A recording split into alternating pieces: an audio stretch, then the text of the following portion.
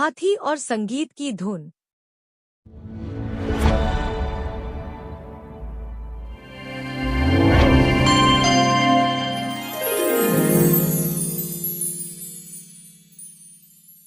नमस्ते बच्चों, मैं हूँ आपका प्यारा दोस्त बिल्लो बनी। क्या आप तैयार हो एक मजेदार और जादुई सफर के लिए, जहाँ जानवरों की दुनिया है मस्ती से भरी और हर कोने में छुपा है एक कमाल का सबक। यहाँ दोस्ती है, मजा है और सीख है जो बनाए आपको और भी होशियार। तो जल्दी से अपनी कल्पना की सीट बेल्ट बांध लो, क्योंकि अब हम उड़ने वाले हैं कहानी की उस दुनिया में जहां हर पल है रोमांच से भरा और अंत में मिलेगी एक प्यारी सीख। तो आंखें खोलो, मुस्कुराओ, क्योंकि अब शुरू होती है आज की जानवरों वाली कमाल की कहानी। जंगलपुर नाम का एक खूबसूरत जंगल था, जहां हर सुबह सूरज की किरणें पत्तों से छनकर नीचे गिरती और पंछियों की चहचहाहट से दिन की शुरुआत होती। इसी जंगल में रहता था एक खास हाथी, हरबोल।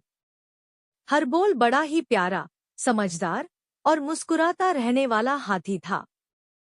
लेकिन उसकी सबसे खास बात थी उसका संगीत प्रेम। हरबोल को बचपन से ही संगीत से बहुत लगाव था। वह सूंड से बांसुरी बजाता, पैरों से ढोलक की थाप देता और अपने बड़े बड़े कानों से थाली बजाने जैसा असर पैदा करता। जब भी वह संगीत बजाता, पूरा जंगल नाचने लगता।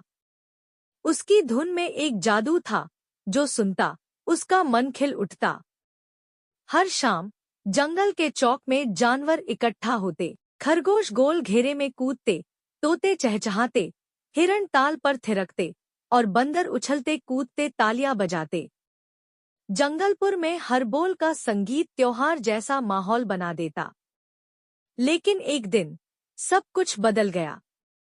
जंगल में एक नया मेहमान आया, बघीरा नाम का एक गुस्सैल और डरावना बाघ। वो पहाड़ों के पार वाले जंगल से आया था और बहुत झुंझलाया हुआ लग रहा था।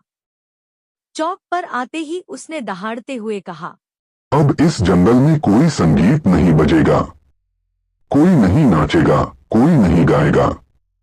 अब बस मेरी दहाड़ ही गूंजेगी। सारे जानवर डर गए। कोई बोलने की हिम्मत नहीं कर पाया।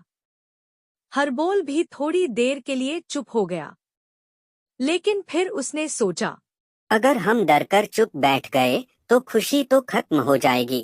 अगली सुबह हरबोल धीरे धीरे चौक पर पहुंचा और अपनी बांसुरी से हल्की सी प्यारी धुन बजाने लगा।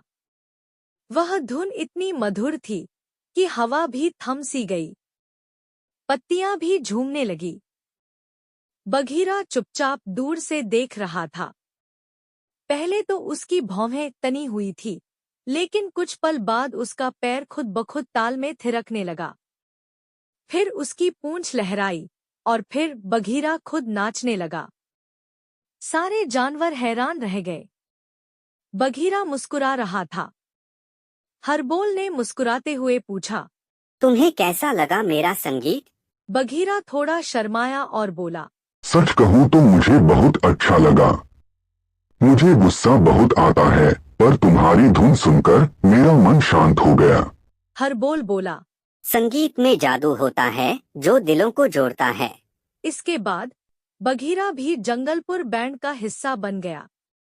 वह ढोलक बजाता, कभी गाता और कभी नाचता भी। जंगल फिर से हंसी, खुशी और संगीत से भर गया। शिक्षा, संगीत में इतनी ताकत होती है कि वह डर और गुस्से को भी प्यार और खुशी में बदल सकता है। तो बच्चों, आज की हमारी मजेदार कहानी यहीं खत्म होती है। क्या मस्ती भरा सफर था ना ड्रीमलैंड में। हमें तो बहुत मजा आया और उम्मीद है कि आपको भी आई होगी मुस्कान। अब बताओ जरा सोच के, अगर तुम उस जानवर की जगह होते तो तुम क्या करते? हमें कमेंट बॉक्स में जरूर बताना, हम पढ़ेंगे हर एक जवाब। और हाँ, अगर आपको हमारी ये कहानी पसंद आई हो तो वीडियो को एक बड़ा सा लाइक देना मत भूलना और ऐसे ही मजेदार कार्टून देखने के लिए ड्रीमलैंड चैनल को सब्सक्राइब कर लो। हम फिर मिलेंगे एक नई कहानी और नई सीख के साथ। तब तक के लिए बाय बाय। ड्रीमलैंड की दुनिया में फिर मिलेंगे।